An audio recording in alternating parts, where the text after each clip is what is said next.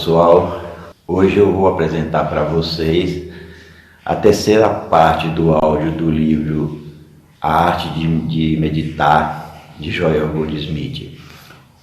Bom, eu quero esclarecer uma coisa aqui que o Joel Goldsmith fala, né?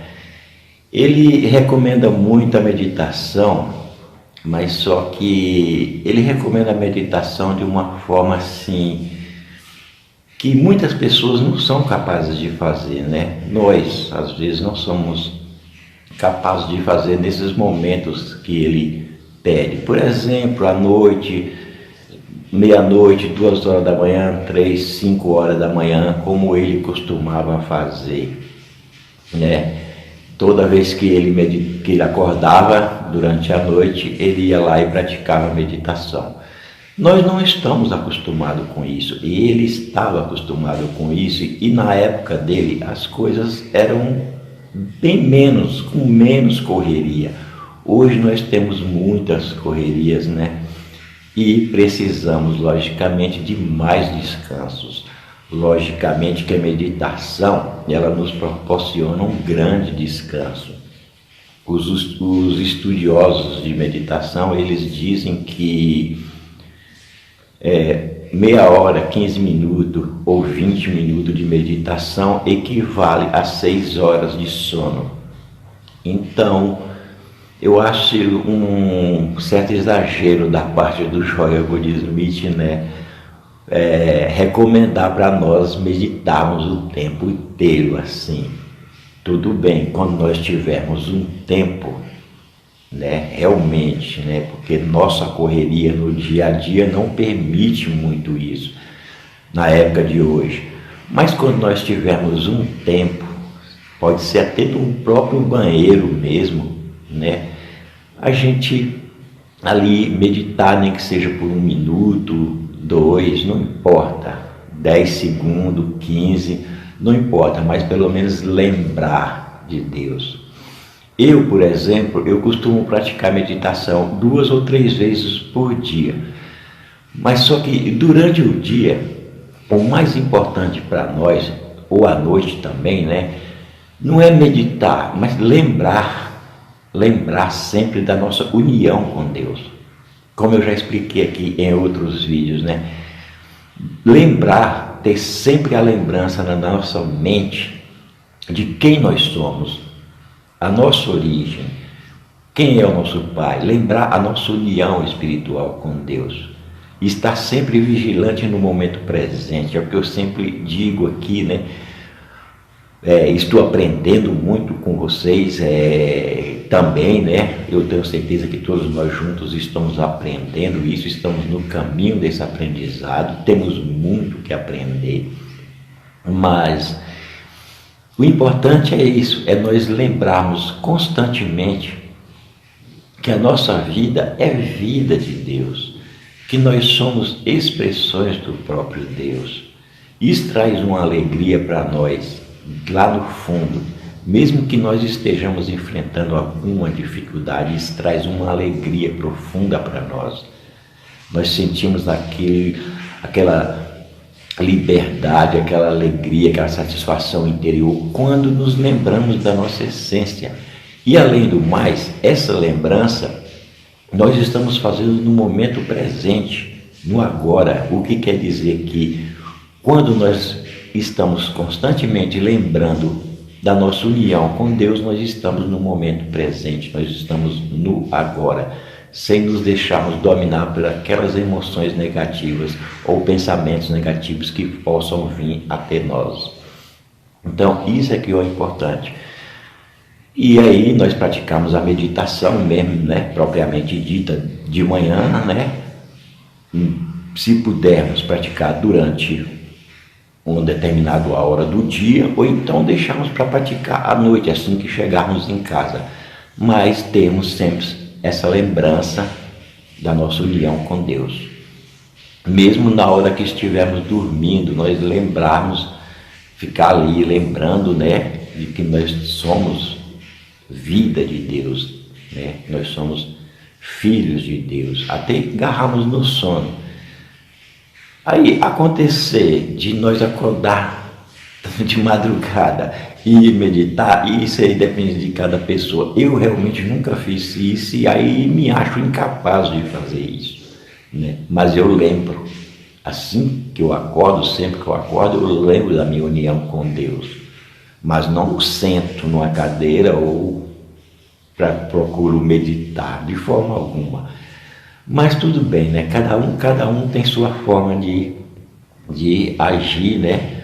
De fazer as coisas conforme ela pode fazer, conforme a capacidade de hábito, né? Que ela vai adquirir. Bom, cada um é cada um. Então, se vocês puderem fazer isso, como o Joel recomenda, maravilha. Se não puderem, pelo menos pratique a meditação 2 vezes por dia e esteja sempre presente, né? Lembrando quem você é, lembrando quem é o seu pai, a sua origem.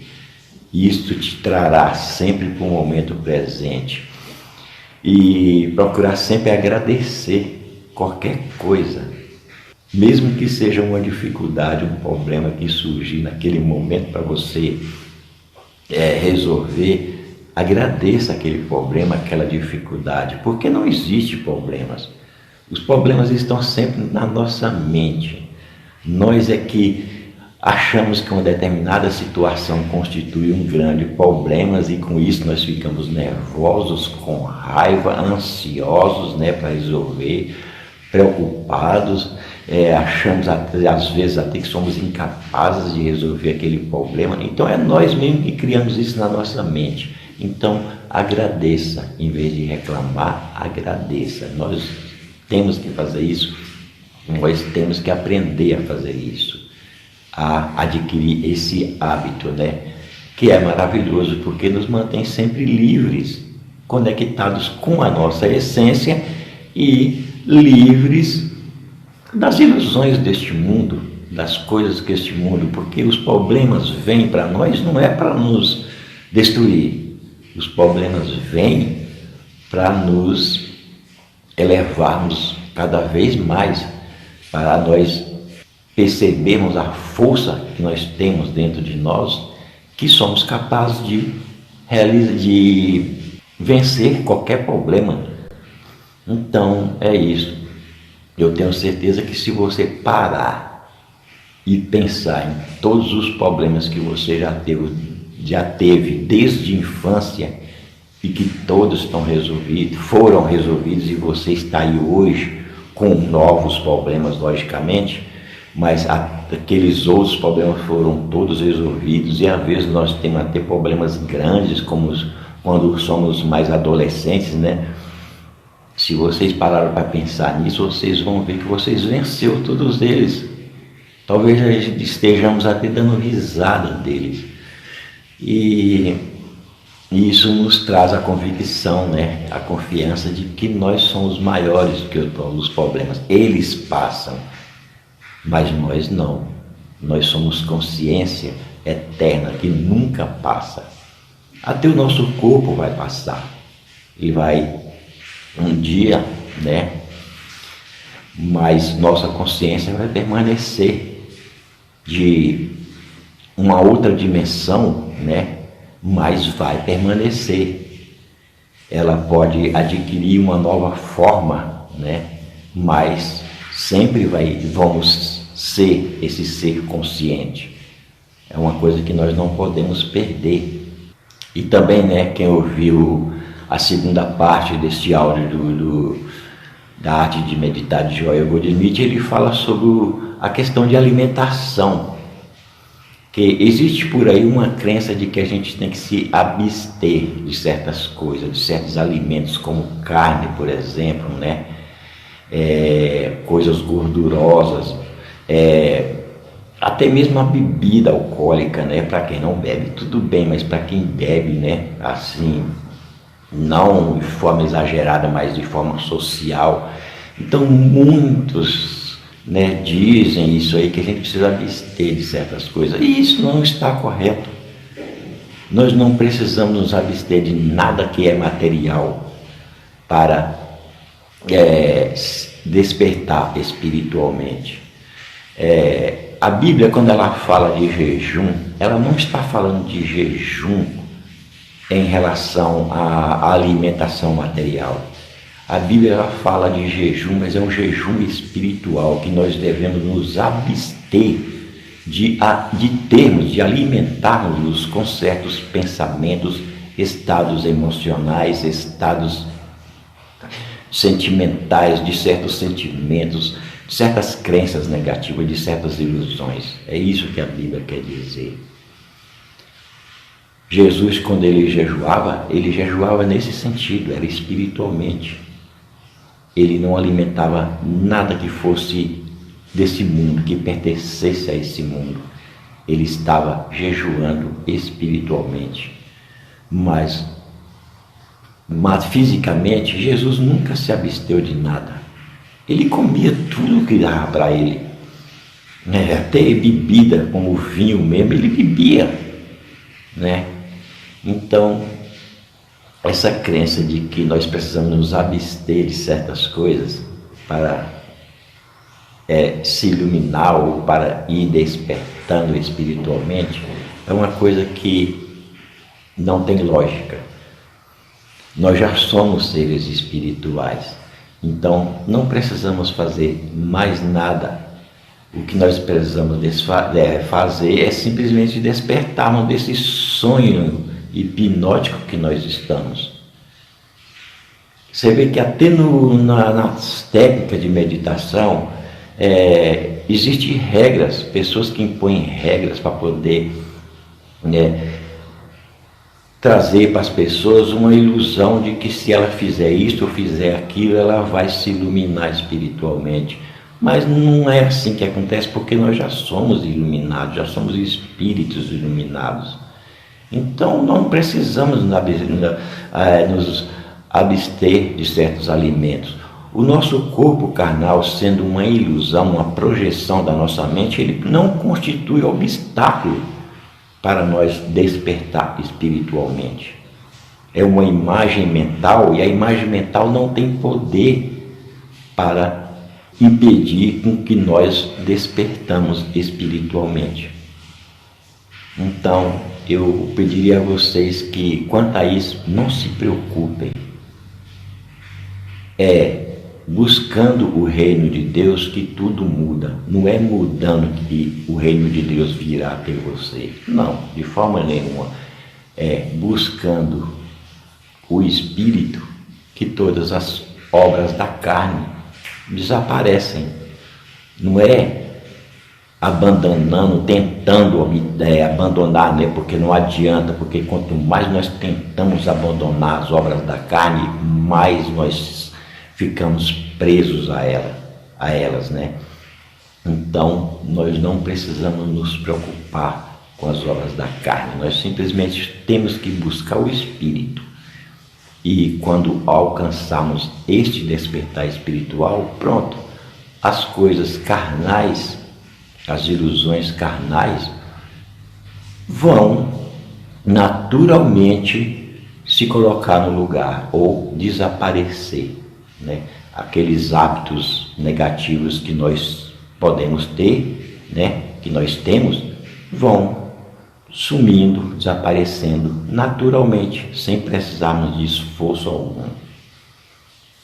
Só temos que fazer o esforço nesse sentido, de buscarmos o reino interior. Não precisamos nos preocupar com a sombra, temos que nos voltar para a luz, porque lutar contra a sombra, nós nunca vamos conseguir fazer com que ela desapareça, ela vai continuar ali, mas se nós acendermos a luz, pronto, a sombra desaparece automaticamente. E é assim também com as coisas espirituais. Funciona exatamente dessa forma. Outra coisa também que o Joel Goldsmith nos passa, e isto aí não é só ele, muitos mestres espirituais, muitos não, todos, é sobre Aquelas coisas que acontecem com nós, né, durante a meditação. Às vezes nós temos visões de luzes, né? Ou às vezes nós sentimos que nosso corpo está flutuando. Ou às vezes nós sentimos certas sensações de que nós estamos num outro universo, né, de forças superiores. São muitas coisas que podem acontecer no momento da meditação. E muitos de nós se apegam a isso, pensando que isto é meditação, que isso é o resultado de que nós estamos sendo bem-sucedidos na meditação. Mas não é. Isso é só coisas mentais. Como diz Joel Goldsmith, isto são coisas psíquicas, né, que está somente no nível psíquico da nossa mente. Não tem nada a ver com a meditação. Logicamente, isso acontece porque a nossa mente entra num estado mais calmo, o nosso corpo relaxa, né? E é como se nós estivéssemos dormindo. Quando nós estamos dormindo, nós temos sonhos, que às vezes sonhamos até que estamos voando, né? E não tem nada a ver com a realidade. Então, todas essas visões que vocês puderem ter de luzes ou de seres, que nem eu, por exemplo, eu medito, eu vejo na minha mente, às vezes, a imagem de um anjo. Só que eu nunca me apego a isso, porque eu já aprendi que não se deve apegar, porque aquilo ali não fazem parte da meditação. Aquilo ali é só uma coisa psíquica, é só uma manifestação psíquica que está ocorrendo ali naquele momento. Então a gente não deve se apegar a isso e continuar no nosso trabalho de meditação, ali tranquilos, né, voltado para o nosso objetivo, que é unicamente buscarmos o reino interior, o reino de Deus. É só isso. Então, pessoal, é isso que eu queria falar para vocês, né? E façam isso, somente lembre-se durante o dia todo, né, de quem você é. Você é uma expressão de Deus, uma expressão da vida de Deus. E que, portanto, não há nada a temer. No momento em que você lembrar disso e for adquirindo o hábito de manter essa lembrança, você vai ver que os medos vão desaparecendo. Entendeu? E o melhor é que você vê isso também nas outras pessoas, nas outras coisas. Você começa a respeitar as outras pessoas da mesma forma que respeita a si mesmo. É uma espécie de troca e as outras pessoas também passam a te respeitar. Então, é só isso, lembrar. Agora, se você tiver um momentinho ou tiver o dia todo para meditar, melhor, e depende de vocês, né? Cada um é cada um. É isso que eu tenho para falar para vocês. Agradeço a todos vocês, desejo um bom áudio para vocês, felicidade para todos e até o próximo vídeo. Muito obrigado. A Prinsky Meditações apresenta a parte 3 do áudio do livro A Arte da Meditação, de Joel S. Goldsmith. Parte 2. Meditação, a experiência. A meditação do meu coração. Sejam agradáveis as palavras da minha boca e a meditação do meu coração perante a tua face, Senhor, rocha minha e redentor meu. Salmos 19, 14. A meditação é uma experiência, e como experiência individual, nunca pode ser confinada dentro dos limites de qualquer padrão predeterminado. Medita, ora, habita no abrigo secreto do Altíssimo em quietude e em paz, e descobrirás que a verdade que procuras já habita em ti. Cristo, a grande luz, está dentro de ti. Cristo é o curador. Cristo é o multiplicador dos pães e peixes. Cristo é aquilo que te apoia, mantém e sustenta. Mas já está dentro de ti. Jamais encontrarás saúde, sustento, ou companhia buscando por essas coisas, pois estão incorporadas dentro de ti e desdobrar-se-ão a partir de tua interioridade, à medida em que aprenderes a comungar com o Pai.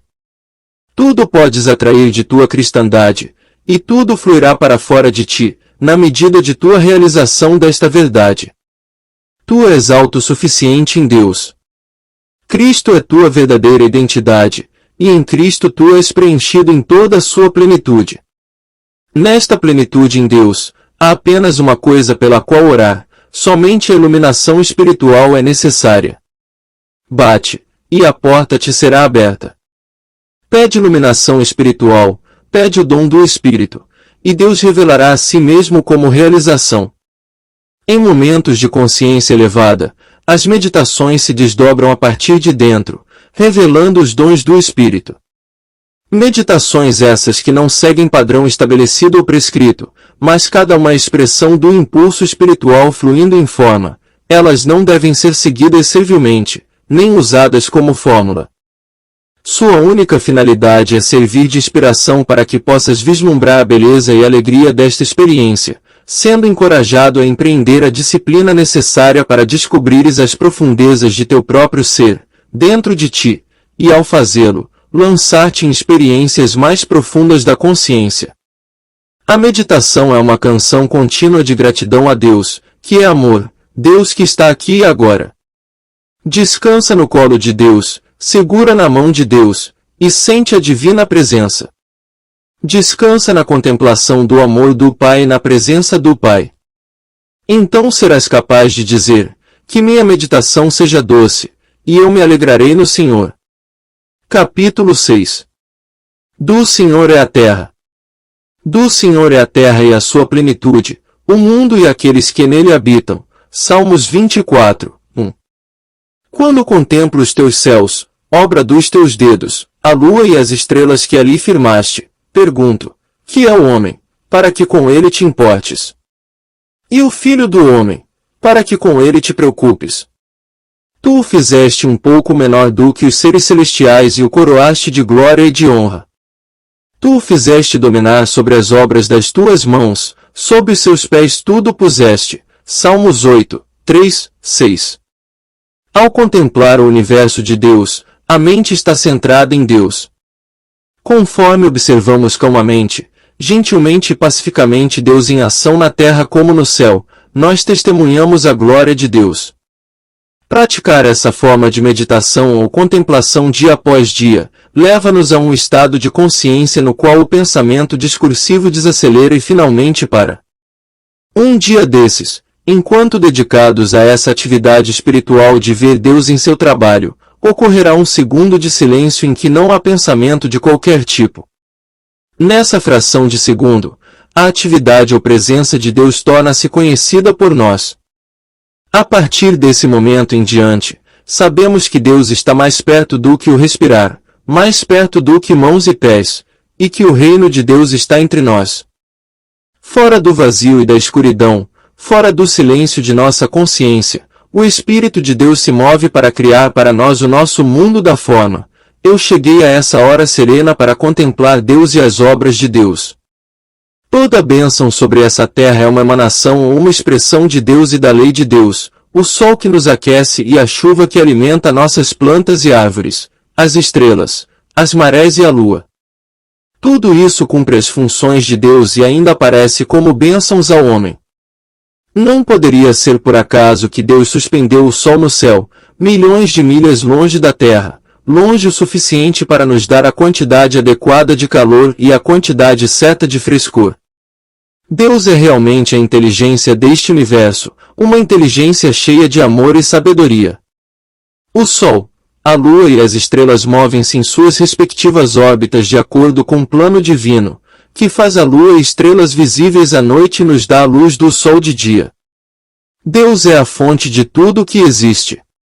O amor de Deus é evidenciado pelo fato de que, antes que o homem aparecesse na terra, todo o necessário para o seu desenvolvimento, para o seu crescimento, e para o seu bem-estar já estava aqui. Até os minerais da terra foram dados para uso do homem. Os processos da natureza que formaram o ferro, o petróleo, o ouro, o urânio, todos esses processos são de Deus. Era preciso que Deus soubesse, milhões de anos atrás, que esses minerais seriam necessários na idade atual de industrialização e automação, porque há muito tempo eles estavam tomando forma no chão. Milhões de anos atrás Deus certamente previu os bilhões de pessoas que habitariam a terra, porque Ele criou o solo fértil sobre o qual cresceriam árvores, arbustos, flores, frutas e legumes. E Deus disse: produza a terra erva verde e que dê semente árvores frutíferas que deem frutos segundo sua espécie e que a semente esteja nelas mesmas, sobre a terra. Deus encheu os mares de alimentos ainda não extraídos que, um dia, poderão sustentar nações. E disse também: produzam as águas em abundância, animais viventes, e os abençoou, dizendo: crescei e multiplicai e enchei as águas do mar. Tudo isso é um presente de Deus para o homem.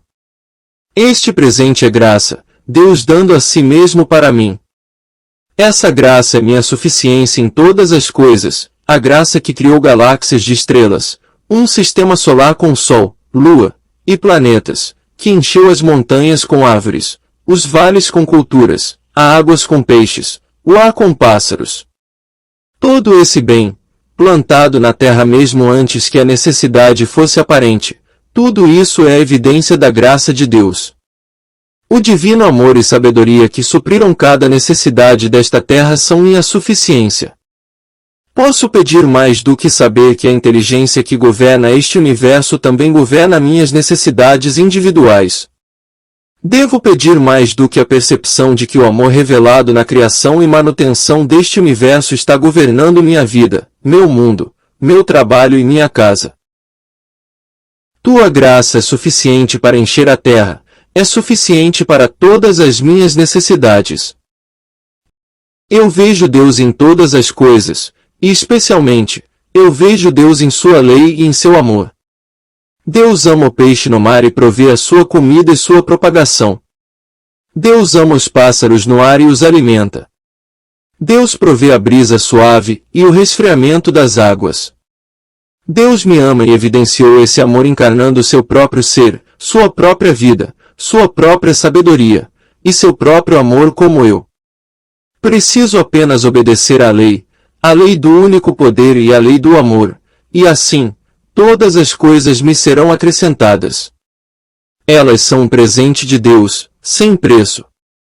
As coisas de Deus são minhas, dadas livremente, na medida do meu reconhecimento de Deus como sua fonte. Deus é o grande doador do universo, o grande doador de si mesmo para este universo, doando seu amor, inteligência, sabedoria, direção e força para todos. Quando contemplamos as glórias de Deus que já existem, nós estamos reconhecendo Deus e dando testemunho de sua graça, que proporcionou todo esse bem sem que ninguém pedisse ou implorasse por isso. Nós tornamos-nos testemunhas da atividade de Deus na terra.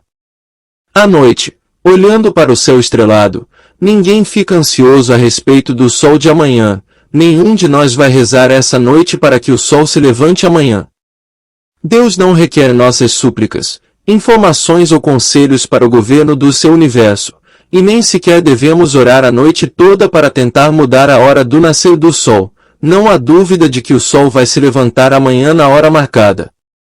Amanhã à noite, a lua e as estrelas continuarão a se mover em suas órbitas, as marés sobem e descem 2 vezes em cada 24 horas.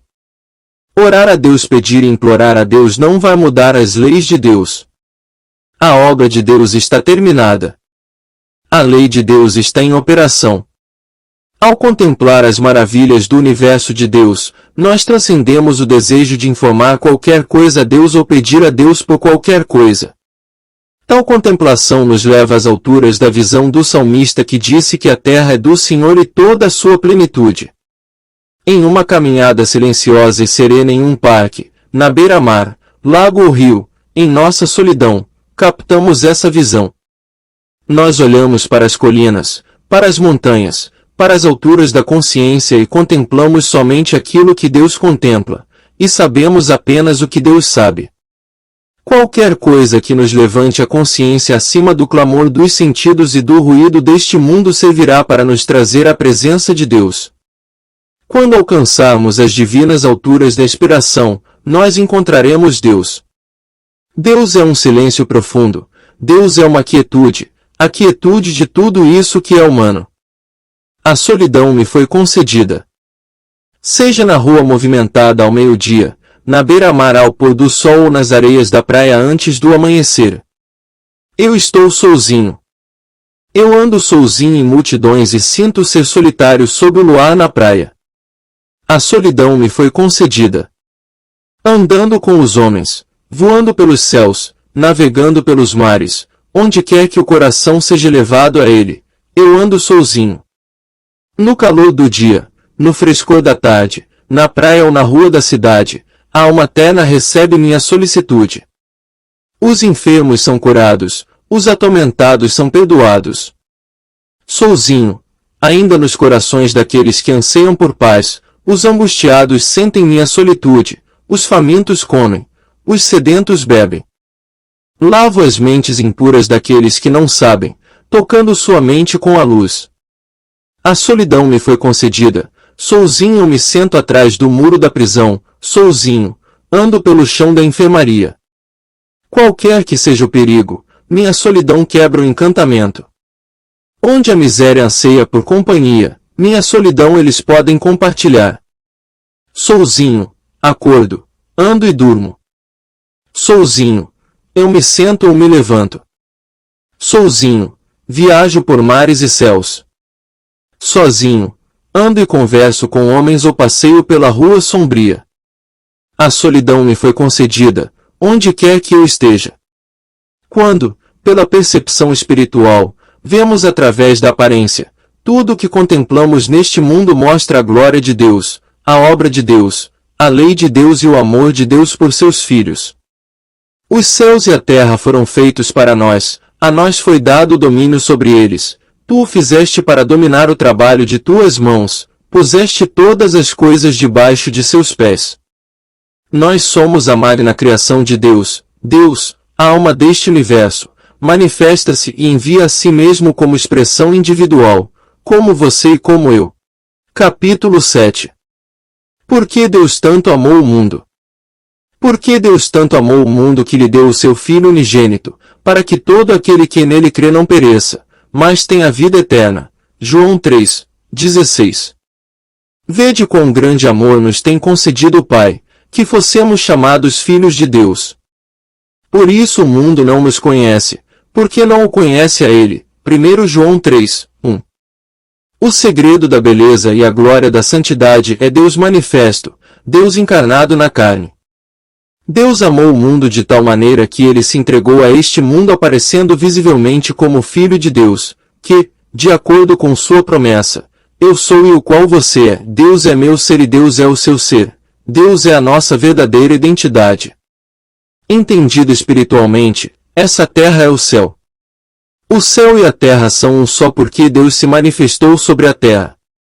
Deus deu a si mesmo este universo composto de estrelas, sol, lua e planetas. Deus criou para a sua glória este mundo a que nós chamamos a Terra. Tudo isso Deus evoluiu de dentro de si mesmo, para a sua glória. Deus, em sua própria glória, manifesta-se como ser individual. Nós não estamos separados e à parte de Deus, mas somos a própria essência de Deus, a individualidade de Deus, desdobrada, revelada e colocada em expressão ativa como ser individual. Todas as coisas do céu e da terra nos foram dadas por causa dessa relação de filiação divina. Todas as coisas que existem, existem para o nosso propósito. Como coerdeiros com Cristo em Deus, essa terra é nossa. De eternidade a eternidade, nós conhecemos a plenitude.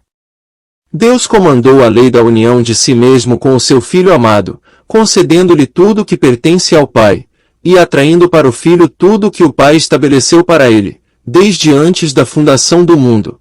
Eu vim para que todos tenham vida, que todos tenham vida plenamente. Eu vim para que possas ter vida, minha vida, tua vida individual. Minha vida é a vida do ser individual, sem idade, sem conhecer mudança, sem conhecer deterioração de seu estado de Deus. Mas deves viver, mover-te e ter o teu ser nesta consciência da nossa unidade. Eu nunca te deixarei, nem te abandonarei, mas tens de permanecer na minha palavra e deixar minha palavra permanecer em ti. Tu deves olhar para mim e ser salvo. Há uma glória do Pai preparada para o Filho. Há uma paz, minha paz, a paz que ultrapassa todo entendimento. Essa paz está incorporada na alma do homem, nunca depende de qualquer condição externa, existe como dom de Deus, no meio de nós. Nosso erro tem sido buscar a paz um no outro, acreditando que os outros têm o poder de dar ou reter a paz, ou confiando aos outros a nossa harmonia. Nossa dependência de pessoas e circunstâncias exteriores tem sido o nosso fracasso e o fracasso do mundo. Só em Deus pode a paz ser encontrada. Deus deu a cada um de nós sua paz infinita, seu domínio eterno, e todo o seu amor compassivo. Deus não nos deu o espírito do medo, mas deu poder, deu amor e uma mente sã, porque Deus é a própria mente de nosso ser. Nós não temos mente além de Deus. Nossa ignorância, nosso medo e nossa insanidade têm raiz na crença de uma mente separada de Deus, a crença de uma alma separada de Deus, uma alma que, por isso, poderia pecar. O ser de Deus é ser individual e quando visto através da visão espiritual, somente as qualidades de Deus e a natureza de Deus constituem o ser individual.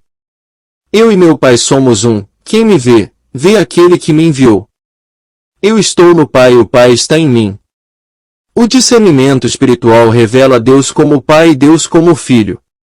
Na realização desta unidade está a nossa integridade e nossa perfeição. Não pode haver paz, segurança, ou alegria separados e à parte de Deus. Paz, segurança e alegria são inerentes a Deus, e por essa razão devem ser inatos em nós, revelando-se através da percepção de Deus como nosso próprio ser. O grande segredo da Escritura é, no princípio, Deus. No princípio, tudo que existia era Deus, agora e para sempre, tudo isso que é Deus. Deus está aparecendo como o infinito, o brilho e a força de seu próprio ser. Não é o seu ser ou o meu ser, mas é o seu infinito ser que aparece exteriormente como o seu ser e como o meu ser. Eu nele e ele em mim, e este é o ser espiritual, infinito, perfeito, harmonioso, íntegro e completo. Seu ser é perfeito, sua compreensão é infinita, sua força nos permite voar alto como a águia. Sua alegria transborda nossa taça. Reconheçamos sua alegria, sua saúde, sua compreensão, sua paz, sua harmonia, sua pureza e sua integridade. Deixemos de lado meu isso ou meu aquilo, seu isso ou seu aquilo. Seu ser, expressando-se como graça, é a nossa suficiência em todas as coisas. Sua graça, sua presença, sua alegria, seu amor, sua totalidade é nossa suficiência. Seu amor flui como nosso amor, mas não reivindiquemos isso como meu amor ou como seu amor. Este amor flui enquanto o sol brilha livremente sobre todos. O sol brilha sem favoritismo, nunca questionando os méritos ou valor dos destinatários do seu calor e luz. O sol brilha, Deus ama. O amor de Deus flui livremente para o justo e o injusto, para o merecedor e o indigno, para o santo e o pecador, igualmente. O amor de Deus entra neste universo dando vida à semente, força às plantas em crescimento e proteção à vida animal, vegetal e mineral. O amor de Deus é a influência que anima e dá suporte a toda a criação, porque toda a criação é amor, ela mesma fluindo livremente. Tudo o que está em Deus e é de Deus. Não há exceções. Não deve haver rótulos de crítica, de julgamento ou condenação. Acima de tudo, devemos não julgar pelo testemunho dos olhos ou dos ouvidos.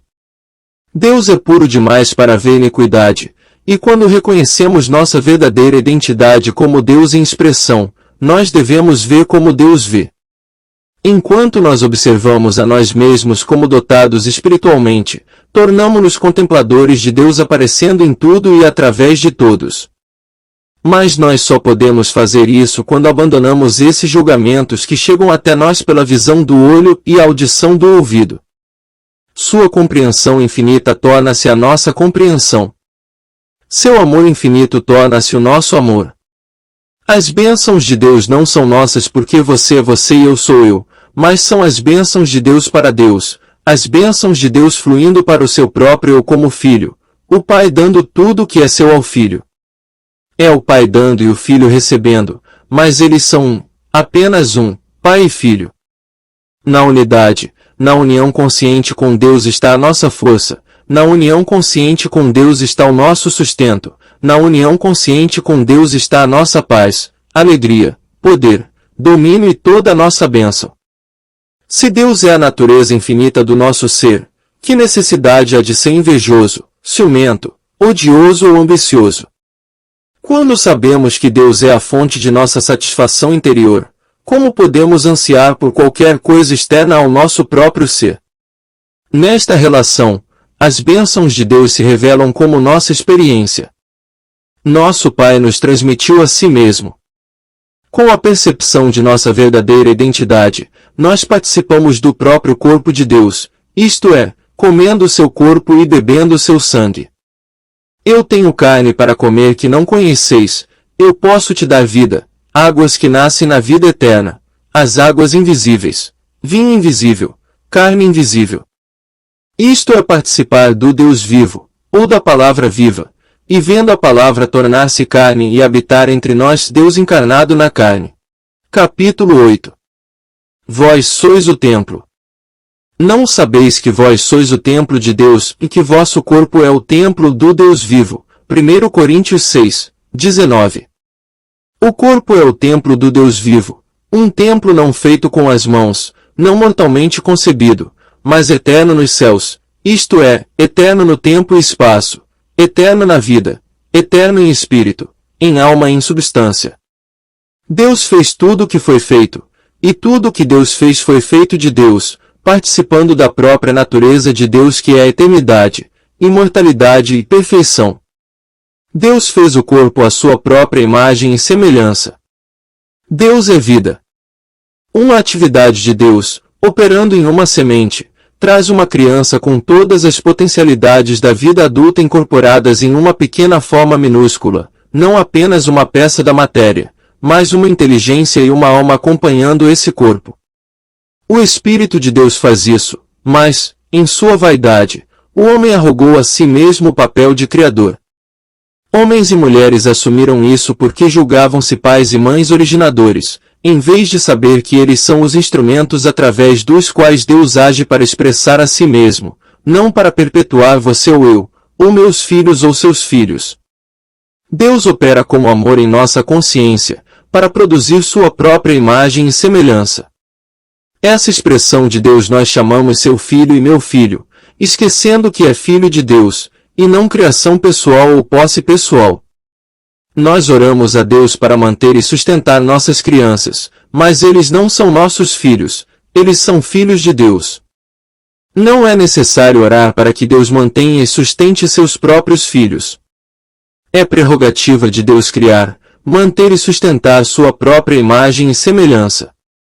Deus é o Criador de tudo o que é Deus, então, é o Criador do corpo do homem. Não sabeis que o vosso corpo é o templo do Deus vivo? Nós chamamos isso de corpo, seu corpo e meu corpo, mas não é nosso. É o corpo de Deus, formado por Ele para seu agrado, feito à sua imagem e semelhança, governada por sua lei, e criado para mostrar a sua glória. Nas nossas árvores de Natal há luzes de todas as cores, vermelho, azul, roxo. A eletricidade transmite sua luz através dessas lâmpadas multicoloridas, de todas as formas e tamanhos. As lâmpadas, em si mesmas, não são a fonte da luz, elas são meramente os instrumentos através dos quais a luz brilha. Assim também é quando vemos vida humana, animal ou vegetal e confundimos sua forma visível com a vida que anima e é a substância dessa forma. Deus é a vida e a substância de toda a forma, o princípio criativo de tudo o que existe. Deus é a atividade governando as funções e órgãos do corpo. É Deus que anima todos os homens e mulheres. Deus é a sabedoria, a integridade e pureza da alma do homem. Deus é a força do homem. Não nos deixemos enganar pelas aparências, nem mesmo por boas aparências. E não chamemos uma pessoa de forte e outra de lindo. Nós devemos olhar por trás da aparência, para a vida invisível que torna toda essa beleza da forma possível.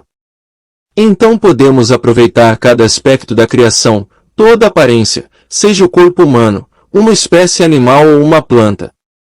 Essas são formas de vida, mas se nós não entendermos a vida que vitaliza essas formas, elas podem aparecer como boas ou ruins, jovens ou velhas, doentes ou saudáveis, ricas ou pobres. Um sentido humano limitado da vida baseia-se em valores mutáveis e investe nas formas que a vida assume com poder para o bem ou para o mal. Um sentido espiritual da vida, no entanto, desfruta da forma, enquanto reconhece o infinito invisível como a essência dessa forma. E se tiramos nossos olhos da forma um tempo suficiente para olhar por trás, para o invisível, e ver Deus como o princípio de toda a vida, vamos entender a diferença entre a vida material e a vida espiritual. A verdade mantida em nossa consciência é a lei da vida, da harmonia e ressurreição para o nosso corpo. Deus fez essa forma, minha forma divina e infinita, para mostrar a minha verdadeira identidade. Meu corpo é uma manifestação, a imagem do eu que eu sou. Meu corpo é uma expressão da vida mostrando tudo isso, porque meu corpo é o eu do qual eu sou formado, e formado espiritualmente, eternamente, e imortalmente. Eu sou a verdadeira identidade, a eterna identidade, e meu corpo é o templo, o instrumento da minha atividade e do meu viver. Contra essa verdade espiritual, existe aquela forma que eu vejo em um espelho, as expressões da natureza, como árvores, flores, vegetais e frutas. Essas não são o ser espiritual ou o corpo, são os conceitos do ser e do corpo mantidos humanamente.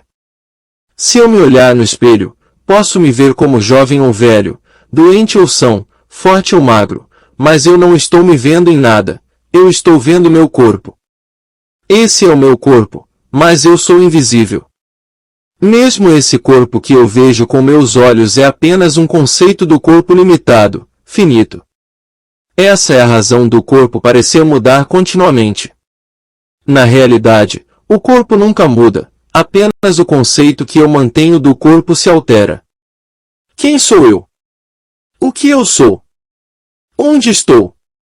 Olhemos para os nossos pés e perguntemos a nós mesmos, isto sou eu? Eu sou estes pés ou eles são meus? Eu estou nos pés ou eu possuo estes pés? Vamos viajar para cima do joelho. Eu estou nas pernas ou estas pernas são minhas? Se elas são feridas, sou eu ferido ou são minhas pernas que estão feridas? Não há aí um eu, uma identidade que não são as pernas. Vamos até a cintura para o peito, o pescoço, e finalmente, a cabeça. Eu estou em qualquer destes ou são estes partes do meu corpo? Não há um eu separado do corpo, um eu que possui o corpo.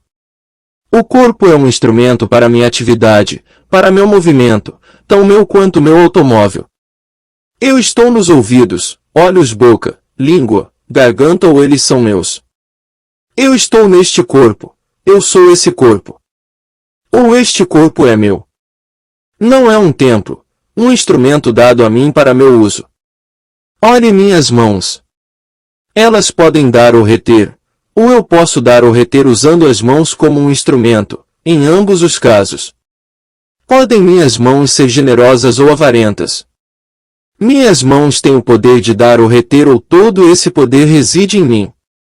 Não há algo chamado eu que dá através dessas mãos ou que às vezes pode reter através destas mesmas mãos. As mãos podem subir ou ir para baixo, esquerda ou direita. O coração me dá permissão para viver ou é a vida que anima o coração? Se minhas mãos não podem dar e nem reter, como então pode meu coração dar vida ou retirá-la? Se minhas mãos não são auto-atuantes, como podem o coração, fígado, pulmões ou rins podem ser auto-ativos? Como órgãos materiais, podem os meus olhos ver ou meus ouvidos ouvir? Podem os órgãos deste corpo moverem-se por conta própria? Não há algo chamado eu que funciona através deste corpo. Não há algo chamado eu que anda pela rua através destas pernas ou por meio dessas pernas. Não há um eu que funciona através da instrumentalidade deste corpo. Eu sou o ser, meu ser não é dependente do corpo, meu corpo depende do meu ser. O eu que eu sou governa meu corpo. Meu corpo não tem vontade própria e nem inteligência própria, nenhuma ação por si próprio. Meu corpo responde a mim, ele é governado por mim. Meu corpo é a imagem e semelhança de mim, meu corpo é a manifestação de mim, o eu que eu sou.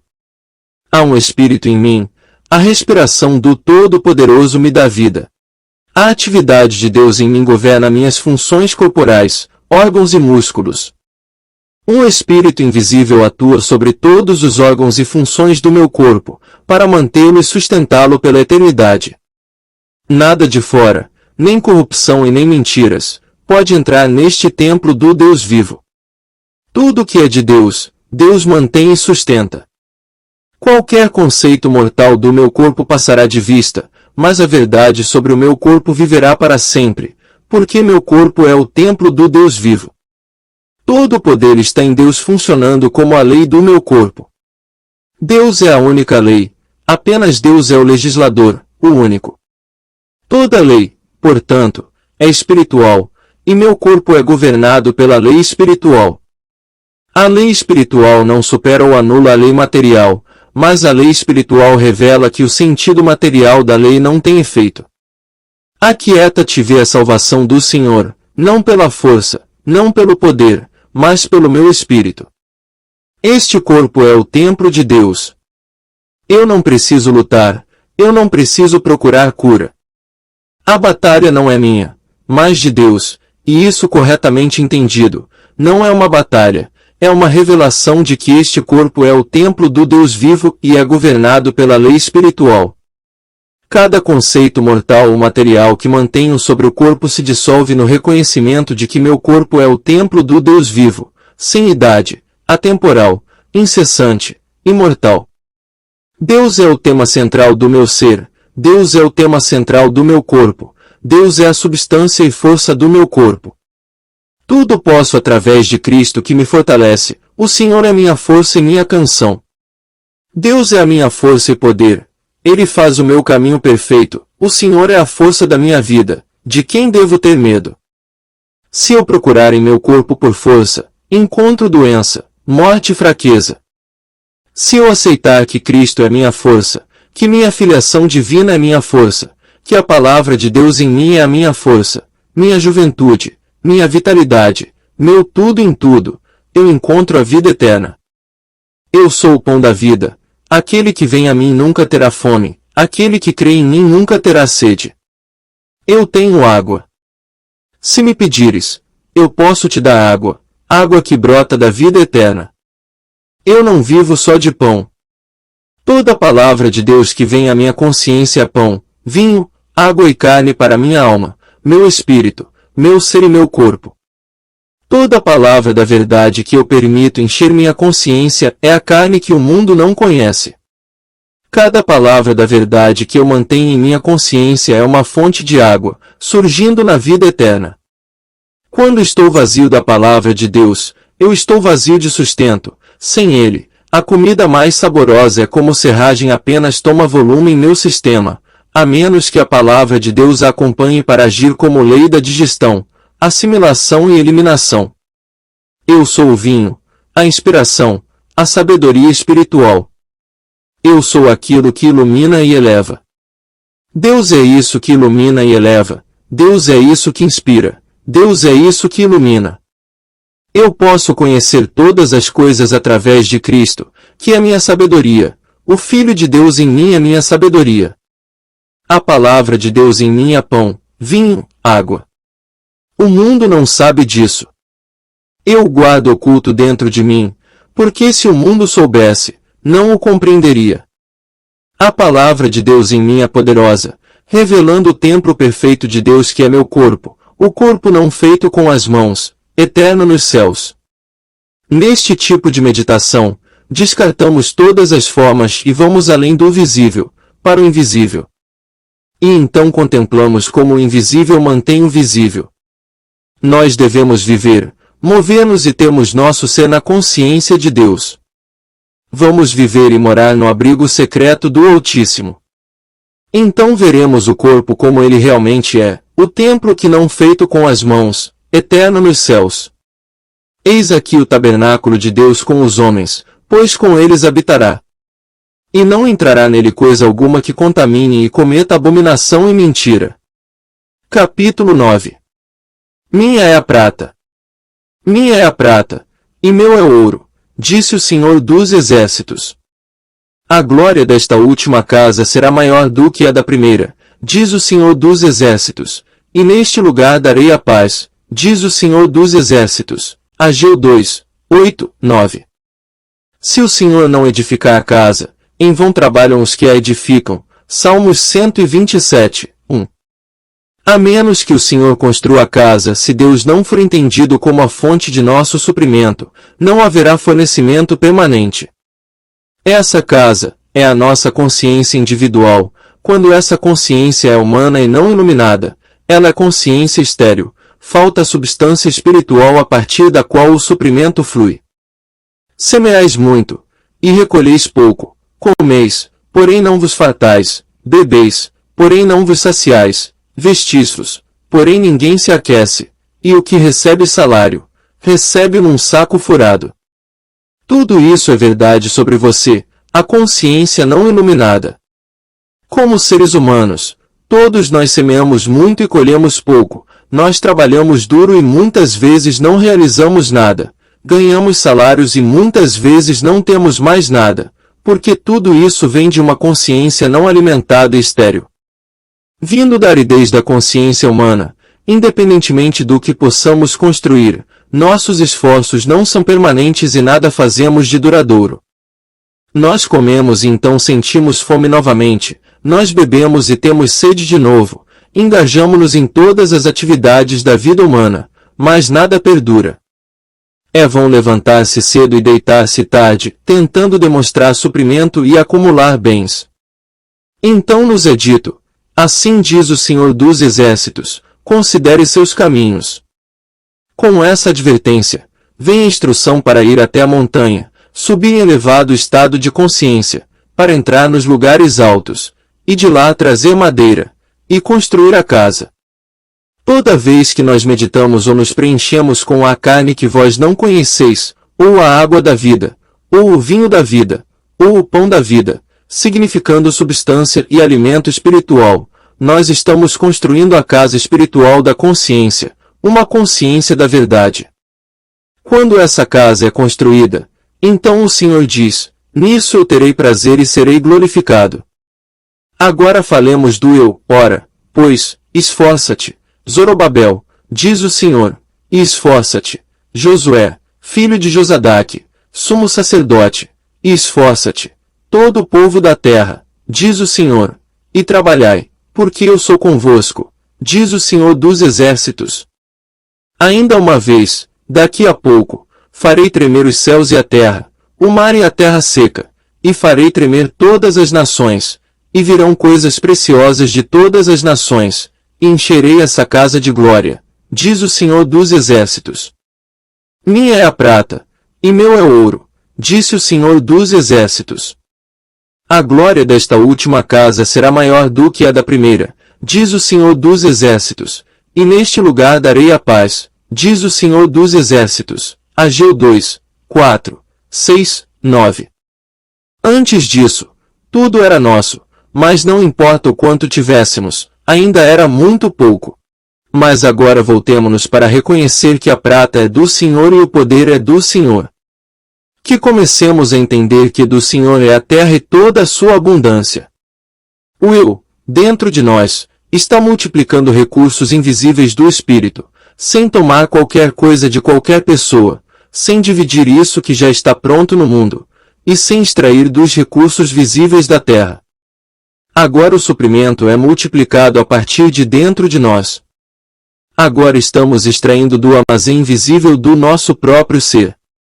Nossa consciência individual é esse armazém do infinito desdobramento espiritual. No momento em que começamos a tirar desse armazém inesgotável, que nunca leva em conta o que está no mundo visível, deixamos de nos preocupar com o quanto ou quão pouco nós temos, ou se o status econômico atual do mundo é de prosperidade ou depressão. Deus nos deu com infinita generosidade, e é ilimitado em sua expressão, desde que reconheçamos que a terra é do Senhor, que a prata é do Senhor e o ouro é do Senhor.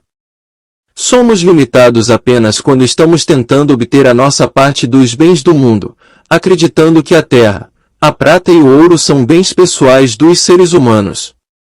Uma sensação de finitude se arrasta, independentemente do número e quantidade de bens pessoais adquiridos, muitas vezes nada sobrando. Na percepção de que a prata é minha, e o ouro é meu de Deus, nós nos baseamos na fonte infinita, e quanto mais usamos, mais permanece. Quando temos Deus, temos o suprimento infinito. Nós passamos necessidades ou somos supridos de acordo com o nosso estado de consciência. O que quer que apareça em nossa vida deve aparecer como resultado da atividade da verdade em nossa consciência. Mantendo a mesma consciência amanhã que temos hoje, não podemos esperar quaisquer resultados diferentes amanhã.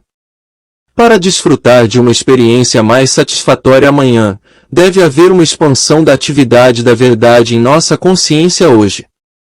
Quando começamos a entender que Deus é a nossa consciência individual e que Deus é infinito, nós percebemos a verdadeira natureza da oferta como aquela que é invisível. Nós não mais julgamos por aparências quanto à quantidade de nossa provisão, nem nunca chegamos a esse ponto em que há uma ausência de provisão. Nunca pode um indivíduo que tem a consciência do suprimento sentir a falta de formas de suprimento. Durante as guerras ou uma súbita depressão, ou durante um período de estresse e tensão, assim como os hebreus experimentaram em sua jornada do Egito para a Terra Prometida, pode haver uma ausência temporária das formas de provisão. Mas com a sabedoria de que a provisão é o infinito invisível aparecendo como forma, os anos do gafanhoto são rapidamente restaurados e o suprimento é revelado como onipresente e abundante. Podemos trazer qualquer coisa de nossa cristandade, qualquer coisa mesmo, na medida da nossa percepção desta verdade. Pode haver uma multidão clamando por alimento e nenhum armazém ou celeiro de onde conseguir comida, uns poucos pães e peixes que seja. Como podem eles, então, ser alimentados? Como seres humanos, não há alternativa exceto a fome, mas como ser de Cristo, voltamo-nos para o Pai em nosso interior para extrair das profundidades do infinito do nosso próprio ser uma abundância de suprimento, de comida, ou o que for necessário. Para fora da nossa cristandade, a natureza infinita do nosso ser, pode fluir milhões de palavras, milhões de ideias e por que não milhões de dólares. Qual é a diferença? A fonte é a mesma, a substância é a mesma, no princípio era Deus e Deus era Espírito, qualquer coisa que venha daí em diante, vem do Pai, vem do Espírito. Deus é, o infinito é, o bem infinito já é, a abundância infinita está preenchendo todo o espaço, aguardando apenas meu reconhecimento. Tudo o que é necessário para o meu desenvolvimento está estabelecido neste momento na minha consciência. A alma invisível em mim é a substância de todas as formas. Nunca mais posso ser dependente de qualquer pessoa, nunca mais eu posso estar à mercê de minha própria força ou de recursos financeiros. Existe algo além da minha própria sabedoria e do meu próprio poder. Existe algo no qual eu posso me apoiar com completa fé e confiança, e a partir do qual eu recebo o que é necessário para o meu contentamento. A presença desse Espírito em mim aparece como água quando eu preciso, ou como pão. O Espírito é a substância de qualquer coisa que se manifeste, é uma lei invisível, operando como uma lei de multiplicação e como uma lei da atração. Eu descanso no Cristo, em confiança e segurança. A prata é minha, o ouro é meu, Deus é o eterno armazém de tudo de bom. Eu me viro para dentro do celeiro infinito e deixo que o bem de Deus flua em expressão. Eu não me importo de que forma flui, nem tento direcionar seu fluxo, porque meu Pai Celestial sabe do que eu preciso, sem que eu precise pedir a Ele. É do agrado do Pai prover tudo de bom para mim. Eu extraio meu suprimento do armazém invisível dentro do meu próprio ser. O eu, dentro de mim, está multiplicando os recursos invisíveis do Espírito. Deus é o ser infinito e é infinito em expressão, derramando o suprimento ilimitado através de mim. O bem está aqui e agora, onde estou. Eu não vivo do maná de ontem. A falta de ontem ou a abundância do maná de ontem não determina a quantidade do meu suprimento hoje. Nem eu vivo do maná do dia de amanhã. Na consciência da presença de Deus, não há amanhãs, o tempo e o espaço não existem. Existe apenas o eterno agora e o solo sagrado do infinito de Deus. Neste momento e neste lugar, o maná cai abundantemente. Todo o bem flui para fora do centro do meu ser, suprindo todas as minhas necessidades, me preenchendo com a água viva, com o pão da vida e com a carne que não perece. É necessário comer e beber desta verdade, para digeri-la e assimilá-la, e para torná-la parte do nosso próprio ser, até que um dia, uma semana, um mês ou um ano a partir de agora começamos a ver os frutos disso, a diminuição da dúvida e a medida da paz que é estabelecida interiormente. A vida se torna completamente diferente quando nós alcançamos a visão da grande verdade, de que a palavra que procede da boca de Deus é a substância de nossa vida, nossa água, nosso vinho, nosso pão e nossa carne. Começamos a ver que tudo isso que é exterior e tangível é apenas o efeito daquilo que é invisível. Nós nunca mais devemos julgar nosso suprimento pela quantidade de dinheiro que possuímos, mas por quanto percebemos Deus. A prata é minha e o ouro é meu. Em tua presença está a plenitude de vida, e por isso voltamo-nos para dentro, para alcançar a consciência dessa presença. Capítulo 10. O lugar onde estás. O lugar em que tu estás é terra santa. Êxodo 3, 5. Porque desde a antiguidade não se ouviu, nem com ouvidos se percebeu, nem com os olhos se viu um Deus além de ti que trabalha para aquele que nem espera. Isaías 64, 4. Far-me-as ver a vereda da vida, na tua presença a fartura de alegrias, a tua mão direita delícias perpetuamente. Salmos 16, 11. Onde quer que estejamos neste momento é terra santa. Na consciência disso, podemos relaxar e deixar o Pai revelar seu plano para nós. Deus, o Pai, é infinito, e esse infinito se manifesta através de nós como nossa atividade, seja de um ministro, médico, advogado, enfermeiro, professor, curandeiro, dona de casa, homem de negócios ou mecânico. O trabalho que nos foi atribuído hoje pode não ser de nossa escolha, mas se, em vez de chutar contra as picadas, nos lembrássemos de que Deus está trabalhando em seu plano na terra, e que estamos aqui apenas para mostrar a glória do Pai, perceberíamos que não há nada limitado, confinado ou finito sobre a nossa vida ou a nossa atividade. O Pai, sendo infinito, manifesta-se infinitamente. Não temos o direito de interferir no plano divino. Nossa responsabilidade é começar onde estamos, confiantes de que o lugar onde nós estamos é terra santa, que o lugar até pode ser uma prisão, um hospital ou posição de alta honra, mas no entanto alto ou humilde, esse lugar é solo sagrado. Nele desempenhamos o papel que nos foi atribuído. Nele permanecemos, até que Deus nos mova. Nós não interferimos no plano divino deixando pequeno, eu decidir onde deveria ser nossa função, em vez de ficarmos satisfeitos em deixar o Cristo determinar nossa atividade. Nada trará tal sentido abundante da vida como a realização da nossa autocompletude em Deus, e não autocompletude como Jane, Jim ou Joel, mas autocompletude em Deus. Essa autoconfiança em Deus é manifestada como a harmonia e abundância de Jane, Jim ou Joel, mas ainda não é a sua realização pessoal de abundância, sucesso, inteligência ou amor. A sabedoria do Pai se manifesta e se expressa através de cada pessoa que permite que ele atue em sua experiência, reconhecendo sua unidade com o Pai. Não é muito difícil ser o que o mundo chama de um empreendedor, atingindo uma posição importante e influente, e desse modo, glorificar e magnificar o sentido pessoal do eu. É muito mais difícil esperar que o mundo venha a nós, mas uma vez que percebamos que o Cristo é a mente real do nosso ser, a alma real, a verdadeira sabedoria, o verdadeiro amor, nós descobriremos que tudo e todos gravitarão para esse Cristo e nossa atividade divina será trazida à nossa porta. Se, no entanto, em nosso egoísmo, acreditamos que nosso sucesso depende ou é o resultado de nossos esforços pessoais e qualidades, descobriremos que esse sucesso é vazio e fugaz. Esperastes o muito, mas eis que veio a ser pouco, e esse pouco, quando trouxestes para casa, eu dissipei com um sopro. Por que causa? Disse o Senhor dos Exércitos.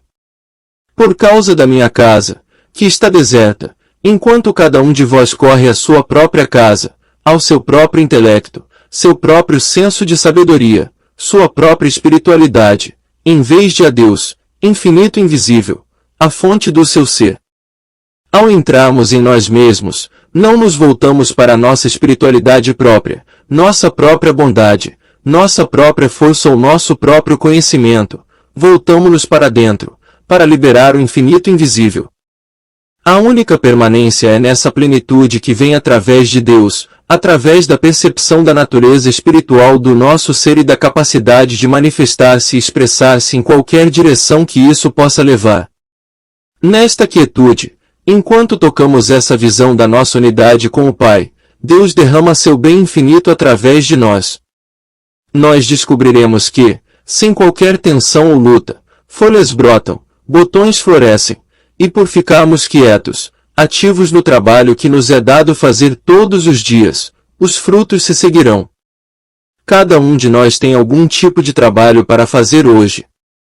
Se nós fizermos isso hoje, sem preocupação com o amanhã, na percepção de que Deus, através do Cristo, é o invisível do nosso ser e está sempre derramando sua essência, substância e generosidade em nós, no dia seguinte outra coisa nos será dada a fazer. Amanhã pode haver outra missão, outro trabalho, outra atividade para nós. Nada pode tomar nosso trabalho de nós. Uma vez que o Cristo é percebido, sua atividade nunca pode ser tomada, prejudicada, impedida ou atrasada. Deus tem um jeito de varrer cada obstrução. Nada pode impedir os frutos de aparecerem em nossa vida, quando chega a sua hora. Quando esse momento vem, a força de Deus empurra em expressão, assim como o feto é inexoravelmente expulso do útero quando seu momento chega para vir à luz. O governo está no ombro de Deus. Conforme ouvimos o profundo dentro de nosso próprio ser, passamos a ser guiados pelo Espírito. Nós contemplamos a mão de Deus realizando o certo através de nós, em nós, se exteriorizando em manifestação e fazendo de sua glória nossa atividade em nossa experiência. Nós testemunhamos a mão de Deus dentro de nós, como ela oferece todo o bem.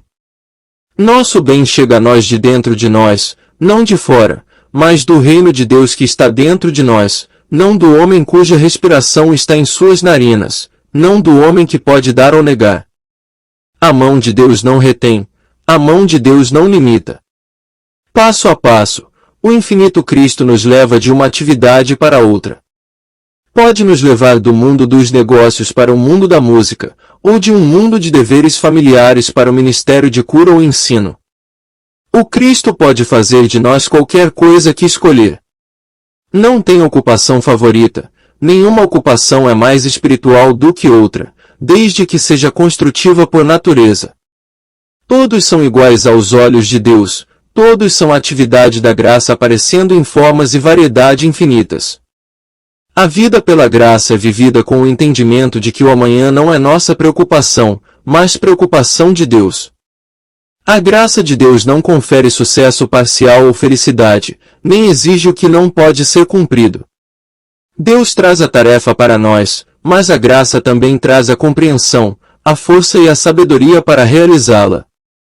O que quer que seja necessário para o cumprimento dessa tarefa, seja transporte, fundos, livros, pessoas, professores, ou ensino, é sempre providenciado.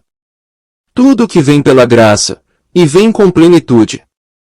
Porque nós temos mais é esperado de nós. Nós podemos cumprir qualquer demanda que venha sobre nós, se percebemos que a demanda não é para nós, mas para aquele que nos enviou. Eu, de mim mesmo, nada posso fazer, mas o Pai interior resolve a cada demanda por igual.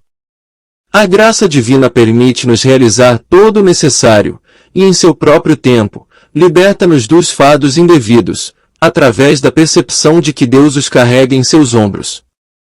Quando Deus encontra uma obrigação, Ele tem uma maneira de resolvê-la para sempre, para que não seja recorrente ou contínua.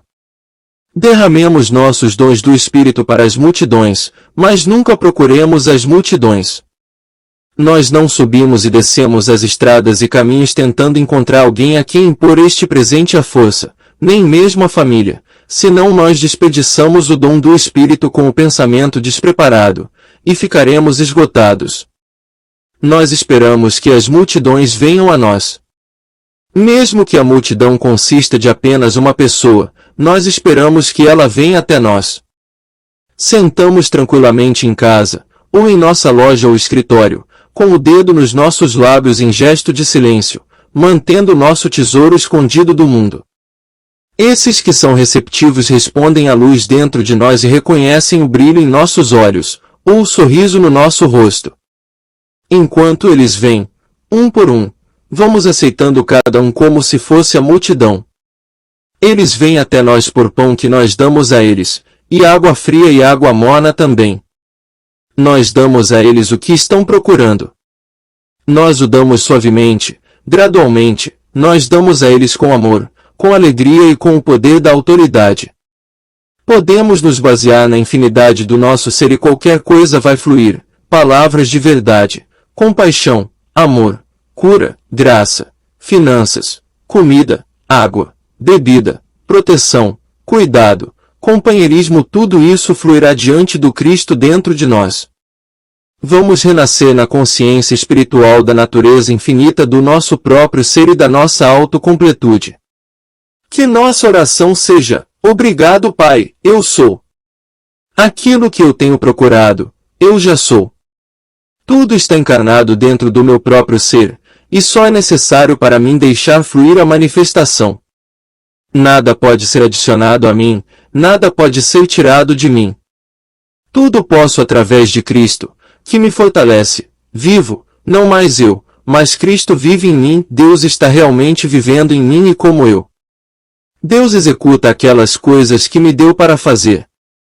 Eu sou esse centro de Deus, através do qual Deus derrama o bem infinito para este universo. Deus me usa como seu instrumento. Meu único propósito na terra é dar testemunho da glória de Deus, da grandeza de Deus, e do infinito Deus, mostrar a obra de Deus. Deus é meu Pai, Deus é meu ambiente, e Deus é minha herança. Este o que eu sou não é limitado por nenhum senso pessoal de consciência, subconsciência, ou superconsciência, é limitado apenas pelas limitações impostas pelo próprio Deus, mas como Deus é infinito, ele existe sem limitações. Tudo o que é a consciência universal está se derramando sobre mim. Eu deixo Deus fluir de dentro de mim e através de mim, para este vasto mundo. Eu vim para que sejais realizados. Eu prepararei um lugar para ti. Meu ser, esse divino ser, prepara o caminho.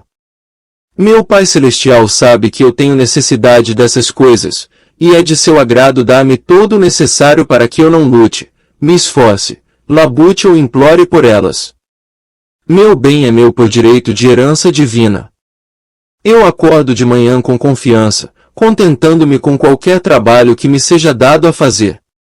Qualquer que seja esse trabalho, eu o farei, não para ganhar a vida ou com a sensação de executar um pesado dever, mas, com alegria e leveza, eu deixo a atividade se desdobrar como Deus se expressando através de mim. À medida que olhamos continuamente para o Cristo como a fonte do nosso bem, assim tudo flui.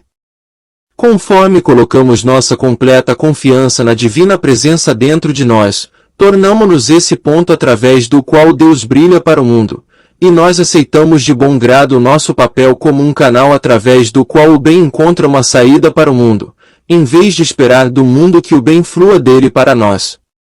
A divindade jorra plenamente de nós para aqueles que ainda não conhecem sua unidade consciente com Deus. O homem espiritual descansa em sua união consciente com Deus e deixa o infinito bem se manifestar. Ele nunca procura, deseja ou quer, ele permanece firme e serve. Quanto mais somos uma transparência para o Cristo, mais um servo nós nos tornamos. Nós servimos como um instrumento através do qual o Pai alimenta seu rebanho. Nós nos tornamos a via através da qual o bem espiritual infinito da fonte divina derrama-se em expressão visível. Capítulo 11. Pois o amor é Deus. Amados, amemo-nos uns aos outros, porque o amor é Deus. 1 João 4, 7. Para que todos sejam um, como tu, ó Pai, o és em mim, e eu em ti, que também eles sejam um em nós. João 17, 21. Viver, mover e ter nosso ser em consciência contínua de Deus revela o segredo de viver com outras pessoas. E qual é o segredo do nosso relacionamento com outras pessoas? Como nós alcançamos a harmonia em nossos relacionamentos interpessoais? Do ponto de vista humano, relações satisfatórias entre grupos de pessoas e entre indivíduos dependem da qualidade da comunicação. Frequentemente tentativas de comunicação resultam em mal-entendidos e grande confusão. Frequentemente esses efeitos infelizes são devidos à crença predominante de que existem muitas mentes com interesses diversos, que nós podemos obter algo de alguém, ou que alguém pode tomar alguma coisa de nós. O caminho infinito, no entanto, tem uma abordagem e um ponto de vista totalmente diferentes desse problema. Nosso segredo está em um novo conceito de relações humanas, um relacionamento baseado em unicidade, provindo de uma convicção de que não somos seres separados um do outro, mas que a nossa unidade com Deus constitui nossa unidade com o outro. Deus é mente individual, a mente de Deus em mim implica na mente de Deus em você. A inteligência infinita, agindo através de mim, comunica-se com aquela inteligência infinita agindo através de você. Uma inteligência fala, uma inteligência ouve, nós somos um. Nós estamos de acordo, não porque nós concordamos uns com os outros, mas porque Deus concorda consigo mesmo. Deus é a única mente, então, nessa mente única, não pode haver mal-entendidos.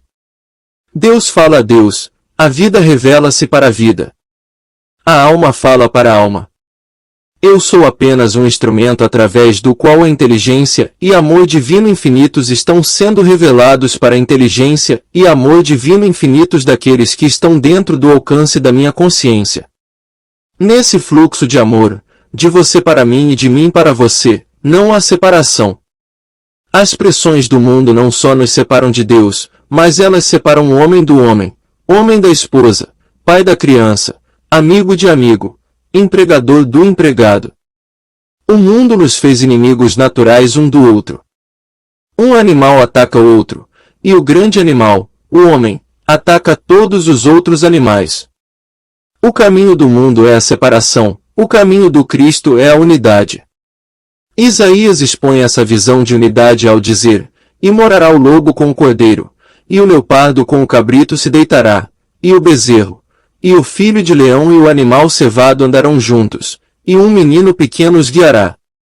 Não se fará mal nem dano algum em todo o meu santo monte, porque a terra se encherá do conhecimento do Senhor, como as águas cobrem o mar.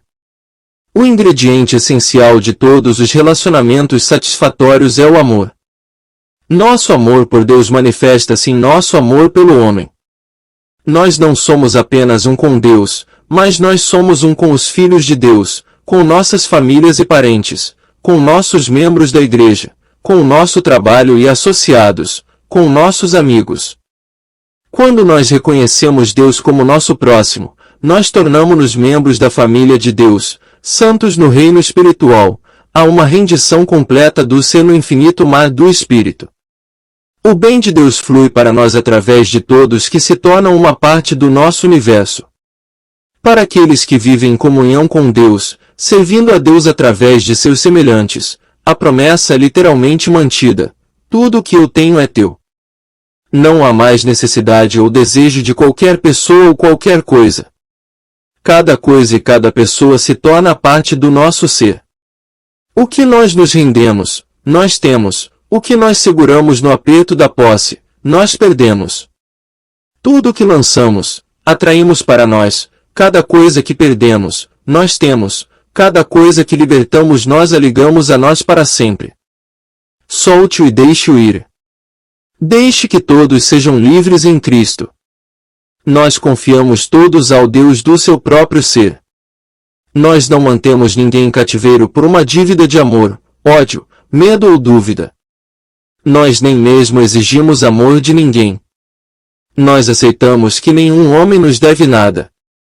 Só quando não sentimos uma dívida ou obrigação e somente quando não mantemos uma dívida ou obrigação conosco, nós somos livres, e nós libertamos nosso mundo. Se mantivermos nossa relação de unidade com Deus conscientemente percebida, sempre haverá aqueles que são instrumentos de Deus em nossa experiência, compartilhando conosco e nós compartilhando com eles, recebendo da mesma unidade limitada. Se esperamos amor de uma outra pessoa, obstruímos e limitamos seu fluxo para nós. Mas se mantivermos nossa consciência em união com Deus através de uma constante percepção de que eu e o Pai somos um, então abrimos caminho para que a atividade de Deus flua para nós através de qualquer um que seja receptivo e responsivo ao impulso de Deus. Nosso contato com Deus é o nosso contato com todas as pessoas ou lugares que podem, de alguma forma, desempenhar um papel no desenvolvimento da nossa experiência cotidiana, incluindo não só pessoas e lugares dentro do alcance do nosso ambiente imediato, mas de todo o universo. Onde quer que haja algo bom para nós no mundo, isso encontra seu caminho para nós. Nosso bem vem pela graça.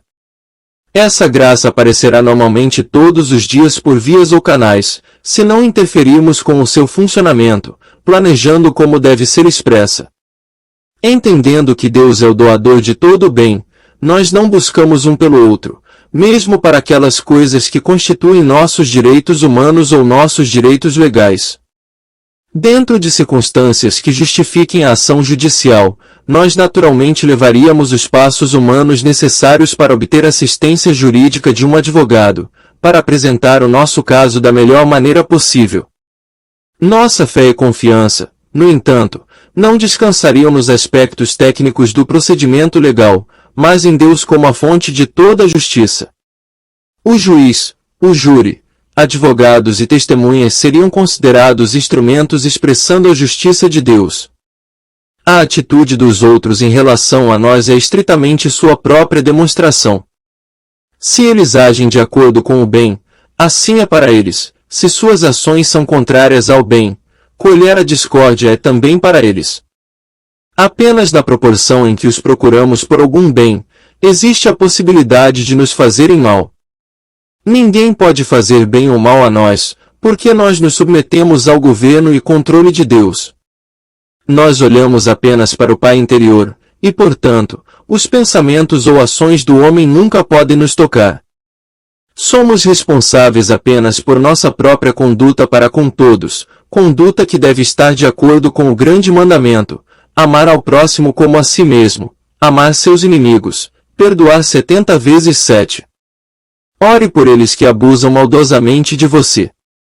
Nunca tema ou odeie aqueles que agem contrariamente à lei divina do único eu, mas alegre-se com aqueles que deixam-se usar por Deus como instrumentos do bem. Somos confrontados com a humanidade em muitos níveis, alguns bons, outros ruins, e alguns intoleráveis. Em termos de humanismo, a humanidade é classificada em vários níveis de consciência. Vivendo meramente como seres humanos, com seus recursos internos inexplorados, inconscientes de sua verdadeira identidade, a vida de alguns se torna uma desesperada luta contra probabilidades insuperáveis de doença, pequenos ganhos e altos impostos. Para encobrir seu fracasso e senso de inadequação, algumas pessoas assumem a bravata de afetar uma exuberância de alegria exterior para esconder sua decepção e frustração. Ainda mais, essas pessoas, como todas as pessoas, têm fome por amor. E como elas querem ser amadas?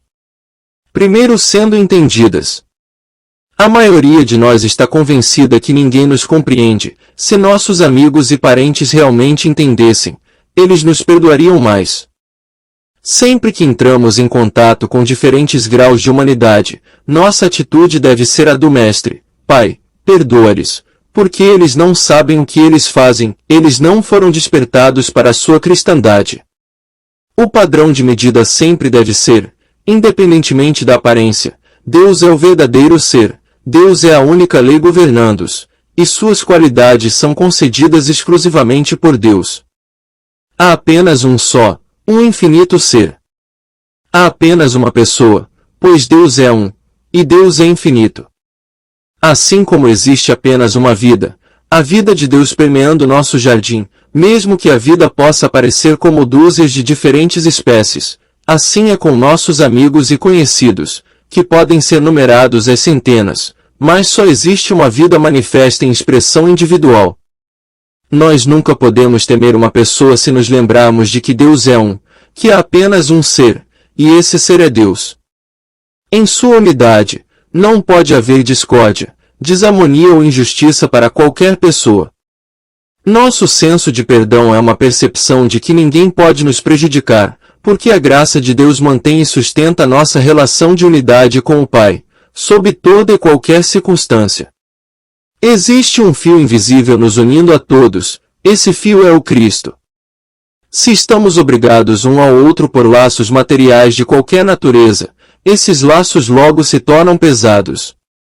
Se o laço é com alguma organização, se é com alguma forma de obrigação humana, ou ligação de sangue ou casamento, desde que seja de natureza material, vai aborrecer. Somente quando o amor por trás desses laços materiais é tão puro que é desprovido de qualquer egoísmo, será a relação satisfatória, permanente e mutuamente benéfica. Não pode haver um amor verdadeiro e duradouro em qualquer relacionamento em que Deus não entra. Não há milagre do amor em nenhum casamento, a menos que Deus seja a pedra de fundação. Se nós conhecermos o amor de Deus, nós conheceremos o amor do homem. Esse amor por Deus é um completo render-se na união mística do Pai e do Filho. Deus, tudo o que eu tenho é teu, assim como tudo o que tens é meu.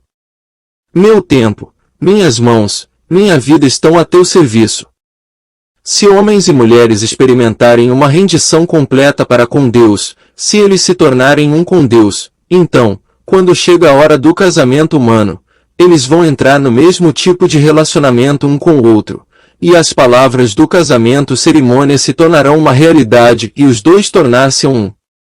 A casa, o lar, é a expressão da consciência dos indivíduos que fazem parte do agregado familiar. Ela tem a atmosfera da consciência daqueles que a habitam. Em uma casa, como tal, não há amor nem ódio, nem pecado e nem pureza, doença ou saúde, mas se os membros dessa família permitem que sua consciência seja preenchida com pensamentos de pecado, doença, falta, limitação, suspeita ou medo, então a discórdia, a desarmonia e o empobrecimento passam a reinar nessa casa. Por outro lado, se a consciência daqueles que formam a casa exprime amor, compreensão, fé, coragem, esperança e segurança, a casa torna-se um santuário. A visão da Nova Jerusalém é construída naquela casa, uma cidade santa governada pelo amor. É verdade que muitos de nós não podem levar a casa toda consigo para o reino dos céus. Talvez não consigamos fazer de nossa casa uma cidade santa, mas podemos permanecer firmes em nossa percepção da identidade do Cristo de cada pessoa em nossa casa, não expressando externamente ou pregando com uma multidão de palavras aparentemente sem sentido, mas em silêncio, mantendo nossa integridade espiritual, deixando nossa vida como uma vida de testemunho da verdade realizada. O Mestre fez sua demonstração no silêncio de seu próprio ser, para ele mesmo e para seus seguidores.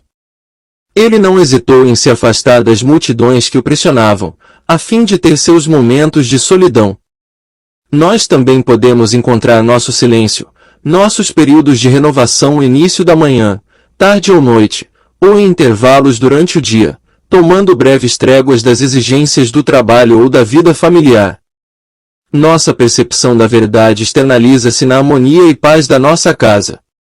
A palavra é feita carne. A menos que, através desses períodos de silêncio, Deus entre em nosso relacionamento familiar, todos os nossos esforços para construir a harmonia do lar pode ser em vão. A água, o pão ou vinho materiais que podemos dar aos membros da família não os satisfazem, e no outro dia eles terão fome e sede novamente. É apenas em proporção ao nosso reconhecimento de nossa cristandade e da verdadeira identidade dos membros da nossa casa que nós somos capazes de dar a água viva. Aquele que beber da água que eu lhe der nunca terá sede. Deus realiza-se através de nós quando cumprimos nossa parte, trazendo a paz à consciência individual. Quando estamos conscientes de nossa união com Deus, voltando-nos para o Pai dentro de nós, o Pai que é a fonte de todo o bem, nosso relacionamento um com o outro é puro e completamente livre de qualquer desejo de obter, conquistar ou possuir alguém ou qualquer coisa que alguma outra pessoa tenha. Um relacionamento espiritual é aquela que dá, compartilha e coopera. Isso é como dar presentes aos nossos filhos, maridos, esposas, irmãos, irmãs ou amigos, não por qualquer retorno, não por qualquer pretexto, não porque eles quiseram ou mereciam, mas apenas pela alegria de expressar amor. Quando nosso relacionamento um com o outro é baseado não no que merecemos ou conquistamos do outro, mas no que está dentro do nosso coração para dar ou compartilhar um com o outro, não só dinheiro, mas todas as cortesias da vida, cooperação, perdão, compreensão, reciprocidade, confiança e prestatividade, então, e só então, o relacionamento será permanente, um presente puro do Espírito, uma oferta pura de nós mesmos, pois o amor é Deus. Capítulo 12. Pois Ele é a tua vida. Por que não tenho prazer na morte do que morre, diz o Senhor Deus, convertei-vos, pois, e vivei. Ezequiel 18, 32. Pois Ele é a tua vida, e o prolongamento dos teus dias, Deuteronômio 30, 20. Na casa de meu pai há muitas moradas, se não fosse assim, eu vou-lo teria dito. João 14, 2. Aquele que crê em mim tem a vida eterna. João 6, 47. Porquanto a vontade daquele que me enviou é essa, que todo aquele que vê o Filho, e crê nele, tem a vida eterna. João 6, 40. A imortalidade é a realização da nossa verdadeira identidade como ser divino, uma identidade sem começo e sem fim, eterna. É o reconhecimento de Deus como Pai e Deus como Filho. Para aqueles no caminho espiritual, essa não é uma ideia nova. Essa é a pedra fundamental sobre a qual repousa todo o grande ensinamento espiritual conhecido pelo homem. Mas a essência deste ensinamento foi enterrada pelo conceito prevalecente de imortalidade como uma existência para lá de Matusalém neste mundo, ou como uma existência eterna de felicidade depois da morte. O primeiro é meramente uma noção dourada de longevidade. O segundo é baseado na falsa premissa de que a morte é uma parte da criação de Deus, enquanto o Mestre claramente declarou, o último inimigo a ser superado é a morte. É verdade que, em algum momento ou outro, nós todos passam da vista humana. Cada um, em seu próprio tempo, vai sair desse plano de consciência. Aqueles que não têm conhecimento de Deus e nem tiveram relacionamento com Deus podem ser forçados a sair de seus corpos por doença, acidente ou velhice, mas aqueles com o entendimento correto de Deus farão a transição sem luta, dor ou enfermidade. Todos acabarão por sair desse plano.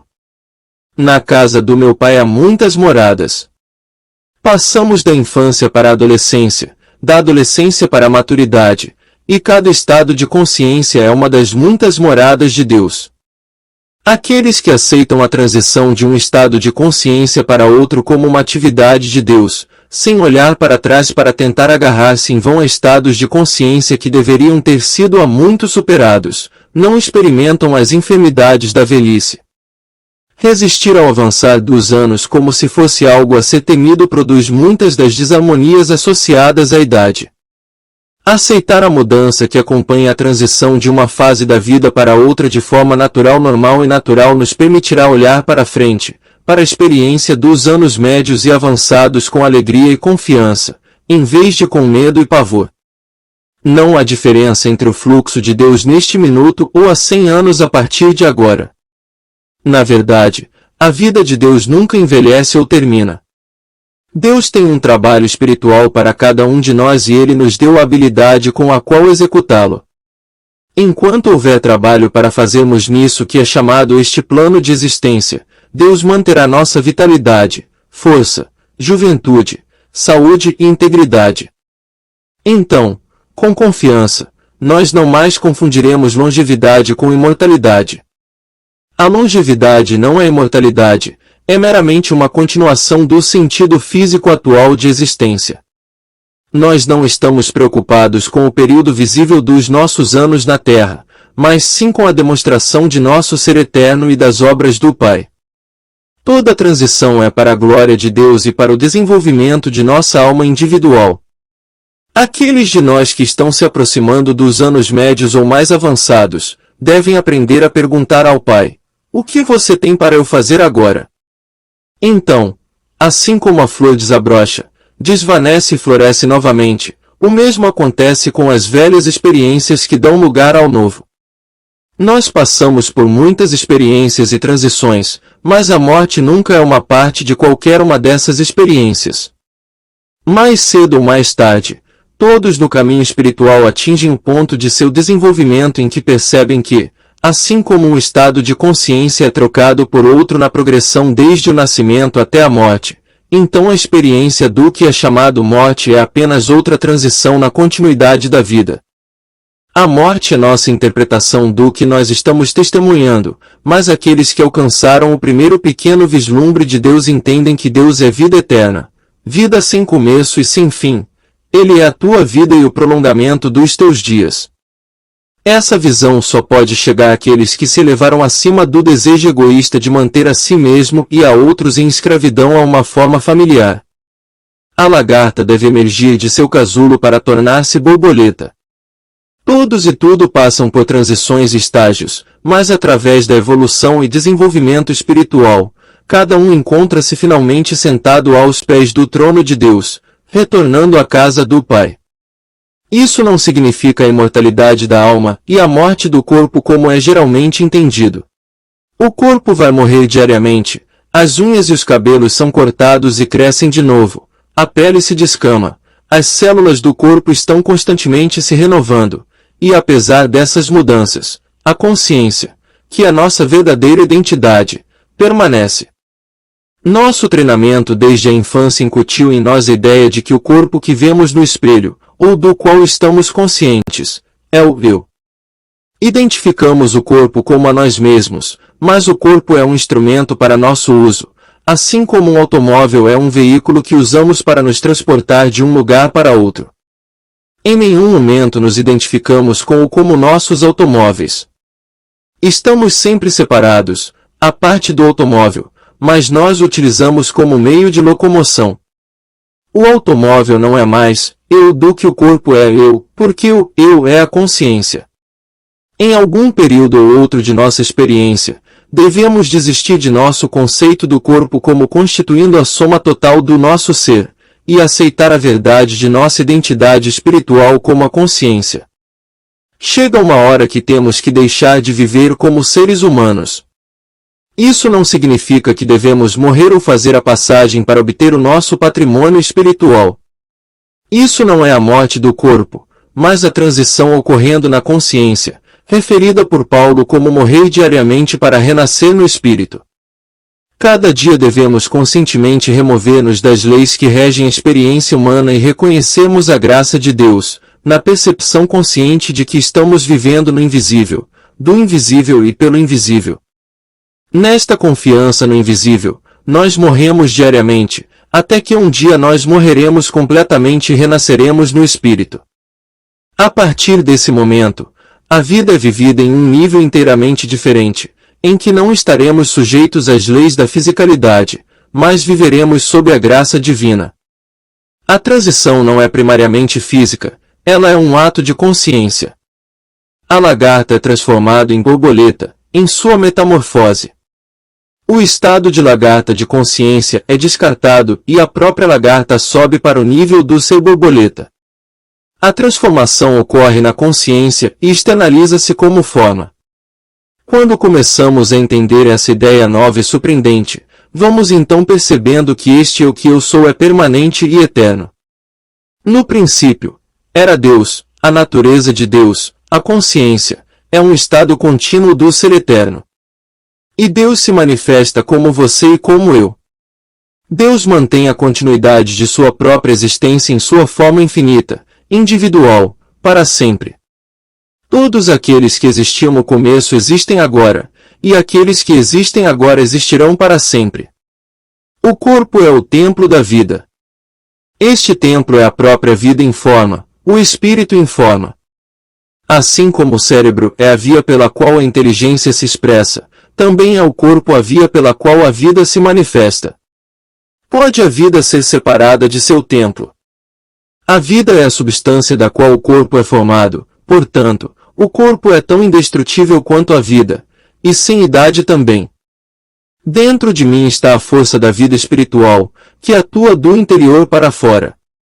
Eu não tenho força vital, eu sou a força vital. A força vital constitui meu verdadeiro ser e flui para a forma harmoniosa e infinita. Consciência é a lei e a atividade para o corpo. Nada pode nunca deter o ser que eu sou, porque eu existo independente do que o mundo chama de matéria, confinamento ou incorporação. A natureza do meu ser é a eternidade. A atividade invisível da verdade, operando na minha consciência, está me renovando fisicamente, mentalmente, moralmente e financeiramente. Dia a dia, este ser interior, que é meu ser invisível, está produzindo o que for necessário para o cumprimento da minha experiência terrena.